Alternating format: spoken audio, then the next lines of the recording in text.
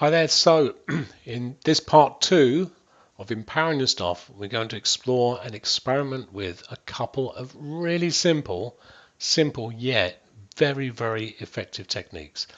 These are things which I've taught literally thousands of people. And remember, I've had clients that have come into me who've been traumatized by events that have happened in their life. So, one of the first things I have to do is get them to be calm, to be centered, to be grounded, quite often before we even get to do any of the real change work. So let's start top down. Let's start with the mind. The mind, most people have a voice inside their heads. It could be called a voice of judgment, voice of criticism, voice of stress. We all talk to ourselves. But people that are really good at stressing, they've practiced it, and they have this internal dialogue, which is an infernal dialogue for most of them, where they're constantly thinking and talking to themselves about what the external stresses are, and they're inadvertently creating the stress inside. So let's start with this first experiment. I want you just to, and we're going to do this quickly, I want you just to talk to yourself in a way that you would talk to yourself if you were stressing about something. Now, it's always good to choose something that if you're stressing about it, that it would be okay if you didn't stress.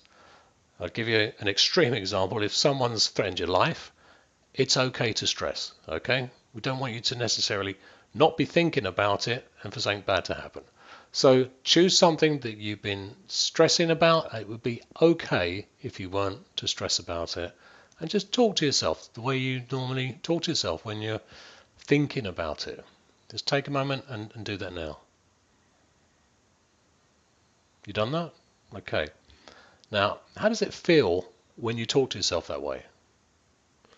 Most people will go, well, I feel stressed. So first thing to recognize is the internal dialogue has created the emotional response, the feelings inside the body. If you weren't doing that, you wouldn't be experiencing this, okay? Now, this is going to seem a bit strange for most of you, unless you've done this before. I want you to notice whereabouts in your head is the internal dialogue coming from. Where's the stressful voice coming from? And just point to it, okay? Is it coming from the front, the back, the sides, the top, all around? Everyone's wired up slightly different. So for some of you it'd be here, some of you it'd be here. You got that? Okay. And if you're not sure, just talk to yourself inside your head with the stressful voice and point to it. Okay, now you've located it, I want you to notice the volume. Is it shouting? Is it really loud? Is it conversational? Or is it quiet? Quite often it's the quiet ones that are a bit sneaky. Most people, they're not even aware they're doing it. They're inside their head going, worry, worry, worry. And that creates the feelings. Okay, so just notice the volume. Also notice the speed that you're talking to yourself. So some people are talking to themselves really quickly. They're really stressed like this. Oh my God, I've got this to do. I've got that to do. I'm never going to get this done. And others, it will be slow, lethargic. So just notice what you're doing, how you're doing it. You got that? Now what I want you to do is this. Notice how it feels. Rate it on a scale of 0 to 10. 0 is no stress whatsoever, 10 is the top. Now if you're doing this properly, you'll be above 0. Okay? And the reason we are noticing and calibrating is so we're going to make some changes and you can see the difference these techniques make. Point to where the voice is, notice the volume, notice the rate and speed, and then what I want you to do is to put gaps between every single word. Imagine spacing and stretching them out, put gaps between them. Off you go.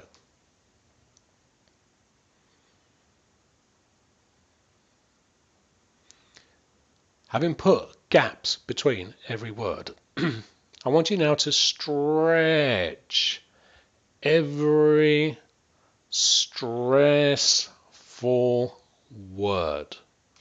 Keep saying the same things you were saying to yourself, but this time with the gaps, stretch the words. Off you go.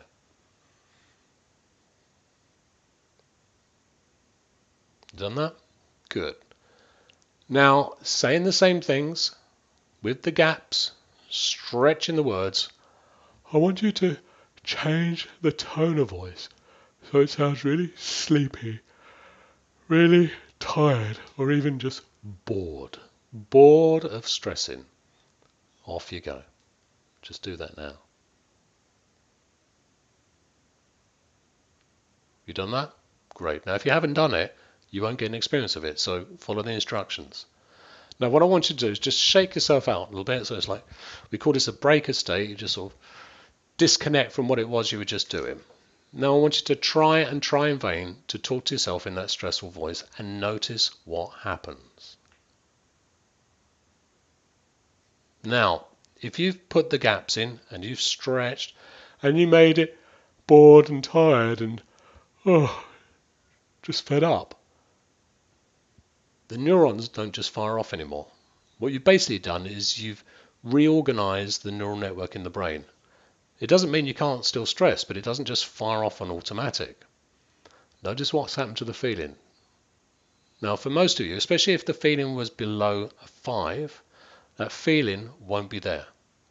If you're up to about 7, 8, 9s and 10s, that feeling will probably still be there because your body is now marinating in all that stress. Make sense? Okay? Now, you don't need to keep practicing this. What we're doing here is we're interrupting the automatic, unconscious way that you used to stress with your internal dialogue. This is the thing I would like you to practice. I want you to practice, but it's up to you whether you practice it or not. Okay? You only get to experience it by doing it. I'm going to make a sound, and I want you to listen to the sound. There's a rhythm and a tone to it. And then I want you to join in. Okay? So I can't hear if you're doing it, so I'm going to assume you're going to be joining in. So this is what I want you to do. Just listen. And you say it out loud. You go, shh, shh, shh, shh, shh, shh.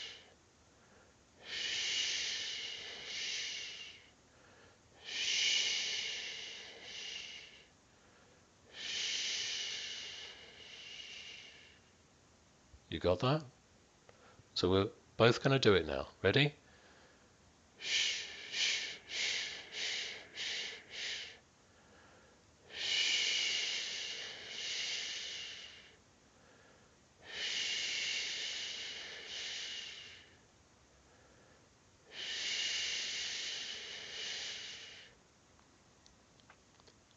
Just let it stay quiet.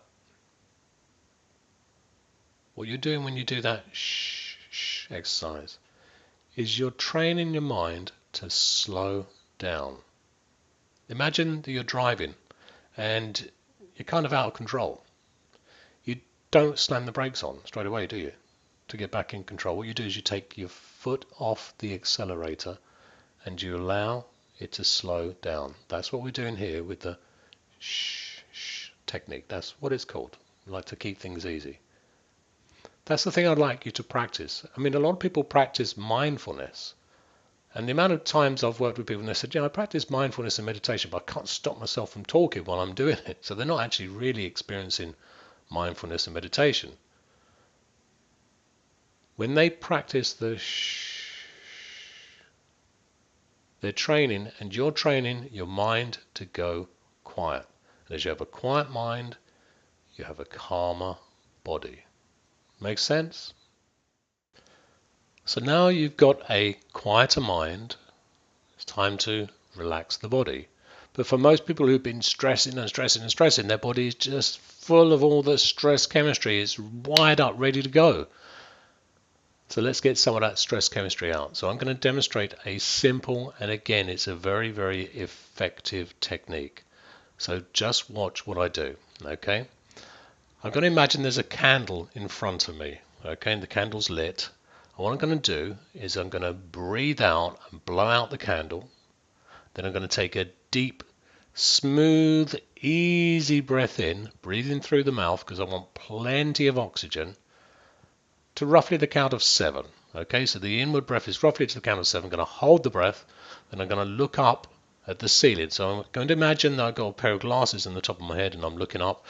Otherwise, you just crane your neck, and that's not what the exercise is about. I'm looking up. I will then close my eyes and I'll breathe out to roughly the count of 11. And when I breathe out, I relax my jaw, relax my shoulders, relax my body. Okay? So just observe. Ready?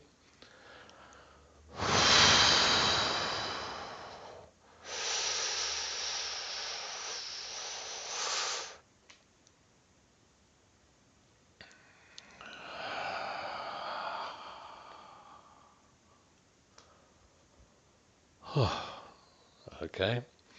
Now, I'm going to explain what happens when you do this technique after you've had the experience of it. So notice how you feel. You want to calibrate to how you feel before you do the technique so you can notice the difference after you've done it. Ready? So I'll light the candle for you. So breathe out as fully as you can. Exhale. Off you go. Smooth breath in. 1, 2, 3, 4, 5, 6, 7. Hold the breath. Look up with just the eyes. Just the eyes. Close your eyes, and as you breathe out, relax the jaw. Really relax the jaw. Relax the shoulders, relax your hands, relax your body. That's right. Then just open your eyes. Okay? Now, some of you, when you've just done that exercise, you would have gone a little bit starry-eyed. And one of the reasons is that when people have been stressing a lot, they're in the freeze part of fight or flight. They're not breathing. Hold the breath, hope the problem goes away. And what you've just done by taking that smooth, easy breath in is you've taken yourself out of that unconscious program. It's a protection program of freeze. If you hold your breath long enough, some people will actually even pass out. And the theory behind that is the saber-toothed tiger won't eat something which it finds which has passed out. It could be sick, could be ill. Okay, so there's a benefit to passing out. Don't do that though. So that's called the wellbeing 7-11 stress reset. Now I developed that technique many years ago when I was working with people with epilepsy, with Tourette's, with fibromyalgia, multiple sclerosis, and a few other issues. And basically what I wanted was a simple, easy technique that people could use straight away, and it would help them to calm down and to relax. And the reason I was using that with people with Tourette's and epilepsy is for many of them, the incidence of Tourette's and epilepsy increased the more stress they got. So it kind of makes sense to teach them how to stop doing stress. Okay? So practice the technique. What will happen is as you practice it, it will become natural. It would go from being a technique to something which is a behavioral response. So let me just explain a couple of things that happen when you do this technique. As you're breathing, as I mentioned before, the deep breathing, the smooth, easy breathing, the oxygen flow through the heart is being monitored. The blood supply is being checked by the heart. And when the oxygen levels are low, the heart sends a resonance wave to the brain, basically saying, hey, they're stressed because they're not breathing. They must be holding their breath. There must be a problem going on. And the signal, the resonance wave, basically tells the brain to keep releasing the adrenaline, the cortisol, and the noradrenaline. So when you do the smooth, easy breathing, the heart monitors the increase in the oxygen levels, sends a different message to the brain. It basically says, they're breathing.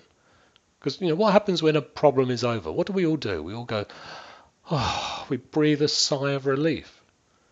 And so the message to the brain is basically saying, problem must have gone, switch off the release of the adrenaline, the cortisol, and the noradrenaline. Make sense? Yeah? Now, when you do the eye roll, when you're looking up at the ceiling with just your eyes, and it's just the eye in the socket, remember that. Two things happen.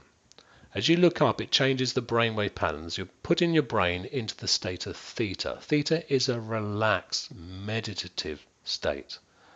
When you do that with just the eyes, you put yourself into that state. When I used to work with Paul McKenna, and we used to do the stage shows, and I used to help Paul out with the stage shows, we used to get people on stage, looking out into the audience, and look up at the stage lights, and after a minute or so, you'd see them drop into trance states. Okay, and part of that is to do with the wavelength frequency of the lights, but it's also because by looking up, they're putting their brain into the state of theta.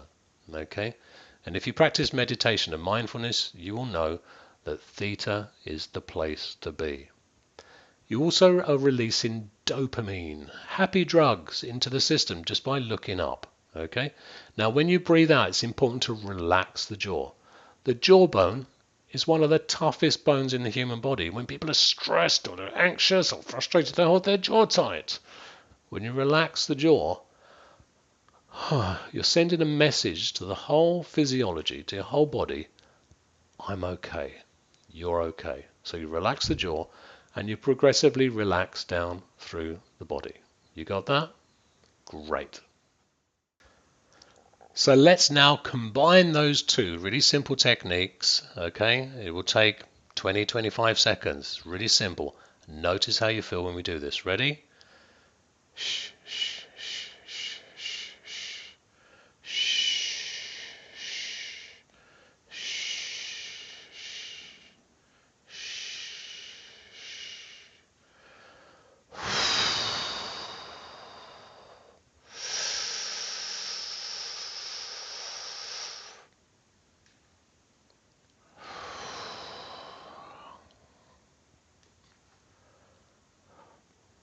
That's it.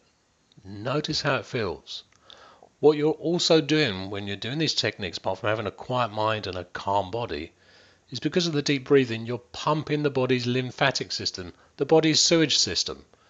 If you drink plenty of water as well, what you'll be doing is you're flushing out all of the stress that most people are hanging around and carrying around from the moment they wake up to the moment they get home, and quite often from the moment they wake up to the moment they go to bed. So these techniques work when you do them. They're very, very effective. Now, do you remember the hand clasp exercise a couple of videos ago? If you didn't see that, go back and watch one of the videos where I talk about this is familiar, doing something new will feel strange. These techniques will feel strange. They will feel different. They will feel unusual, unfamiliar to you. And if you only do them once a day, they will always be unfamiliar. Yeah, they will always just be techniques. Repetition is the key. Practice the techniques over and over again as often as you can. Now, because a lot of people say things like, well, I can't sit there going shh, shh or rolling my eyes. Well, you can. You know, if you're commuting, I mean, one of the challenges most people have in terms of being stressed is the commuting journey. Sit there rolling your eyes, you get a seat to yourself. So that's one less stressor to deal with. Practice them completely by talking out loud and doing the full eye roll. And eventually you'll be able to do this. Just watch.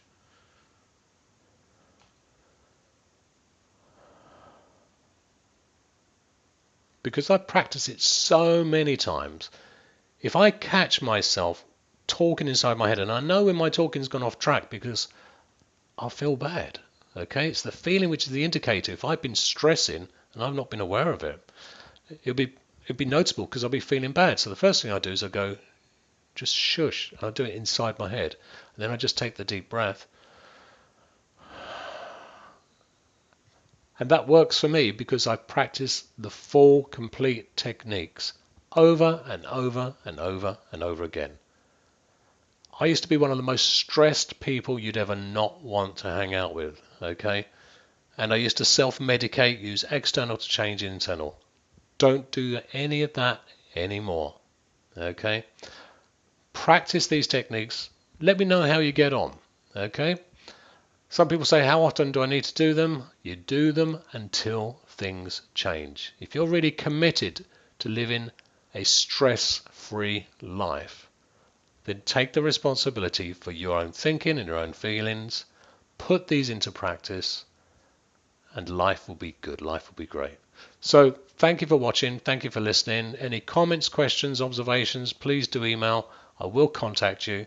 And as promised, at the end of this video, there is a promo code and a website address where you can go and download a recording, a hypnotic meditation, something you can pop some headphones on, sit back, relax, and feel wonderfully good for no particular reason.